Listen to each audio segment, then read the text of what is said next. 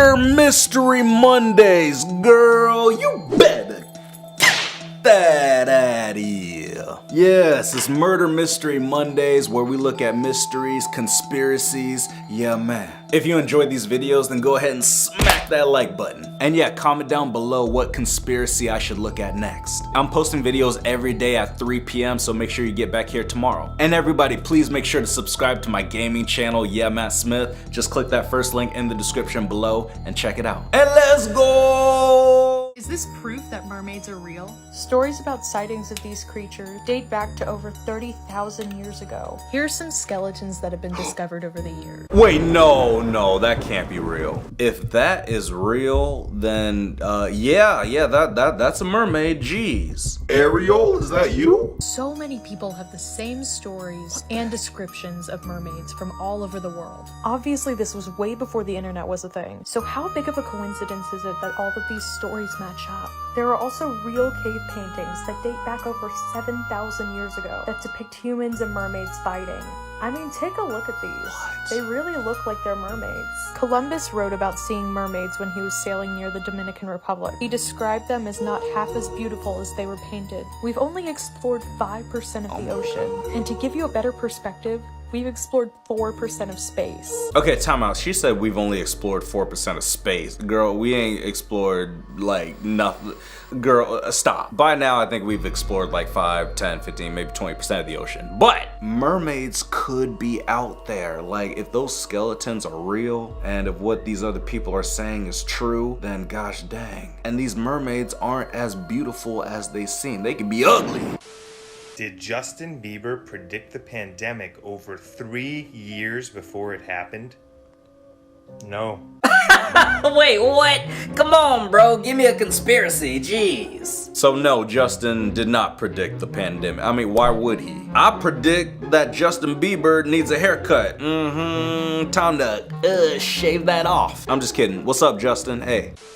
Why I'm starting to believe that ancient people had advanced technology. Let's take a look. Well, for once, they created architecture that still puzzles scientists to this day, such as the pyramids of Giza. All we have is theories, but we have no idea how they did it. Even with our modern tech, we don't know how to replicate what they did. Wow. Ancient people worked with difficult stones such as granite, one of the hardest materials on Earth. They created amazing architecture and design that almost looked 3D printed. They created huge bronze statues such as the Colossus of Rhodes, which is 108 feet. This site is known as Pumapunku in Bolivia. To this day, these stones puzzle scientists. These stones in Pumapunku in Bolivia are having archaeologists and scientists scratching their heads. They say that it's absolutely impossible creating these structures with hammer and chisel. The only way to make this is with power tools, advanced technology. So much for the ancient people being primitive. Maybe we're the primitive ones. They even have drill holes that don't look man-made, but made with some type of advanced power tool. Their structures have stood the test of time, while our newly built roads can't even last a few years.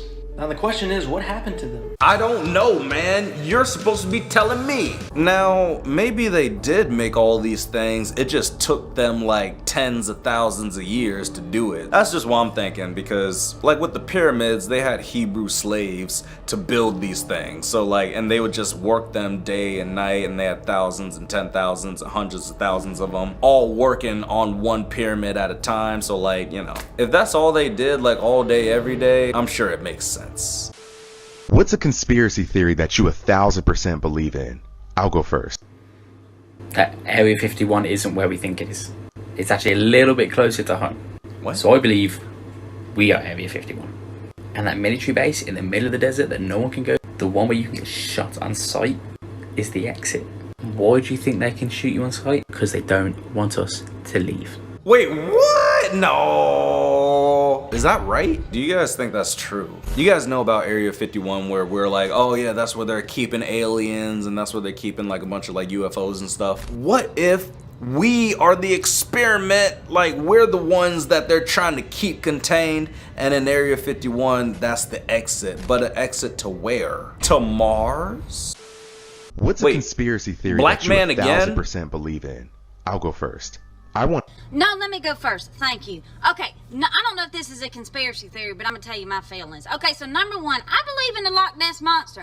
There's been way too many photos of his long neck coming out of that creek water for anybody to not believe he ain't down there. He might be 200 years old for all we know, but he's probably mated by now, so he's probably got babies. Secondly, I believe in mermaids. I don't necessarily know if they look like Ariel, but I know they got arms, and I know they got hair.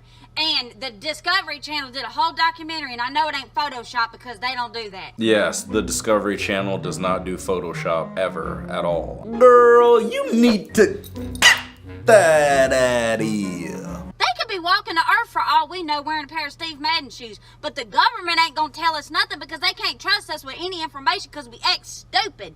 And plus, I think my brother got abducted back in the 80s because he said a beam of light came down in the yard and he was missing for 15 days and he ain't been the same since. What the heck? Girl, was that a laugh or was that coronavirus? She sounds like a dolphin. Girl, you need help. You ever wonder what the last words of Satanists are on their deathbeds? The man you see right here is Anton LaVey.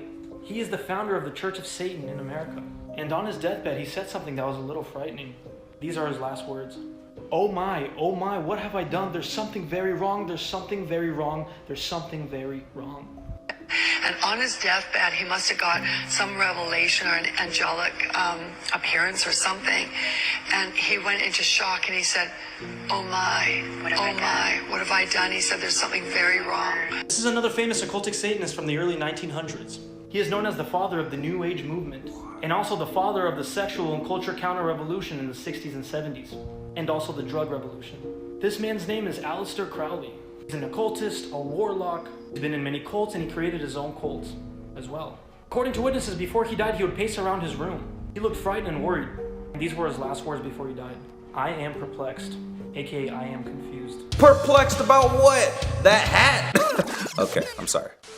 This interview came out with a psychiatrist with a patient named Jesse. This is Jesse. So one day Jesse revealed to his psychiatrist that he was actually Elvis. And they were like, well, if you're actually Elvis, take a DNA test. And guess what? He passed the DNA test. It matched both sides of his family tree. What? He said that he named himself Jesse after his deceased twin brother. The psychiatrist said in an interview that he would testify in a court of law that Elvis was still alive and that this man was Elvis. So do you believe Elvis is still alive? Jeez. I mean, yeah, I believe it if he took a DNA test and it came back as Elvis. Jeez. That old man looks like Elvis. They got the same dang pistol grip chin. Got that scooter handle chin.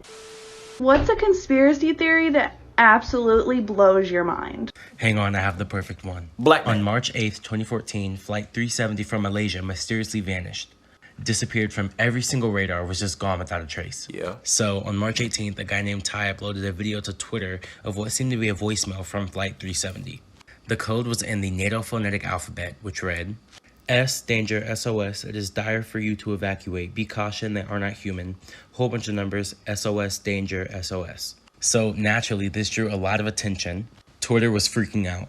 Someone found that if you put the numbers from the voicemail into Google Earth, that they were actually coordinates and gave you a location. What? This location just so happened to be the last known location of Flight 370 from Malaysia. The recording that Ty received was actually the black box recording from Flight 370. After Ty posted the video and drew a bunch of attention, some weird stuff started happening to him. More in part 2. What? Dang it, where's part 2, black man? Okay, we'll get part 2 for next time. Don't worry, I got you. Justin Bieber actually ended up being real. This conspiracy talks about how Dwayne Johnson and The Rock are different people. At first, many believed they were the same person due to their similarities in their face. Here is a picture of Dwayne Johnson, and here is a picture of The Rock. Now, they look the same, right? Well, that is until this picture got released by the US government. This is crazy.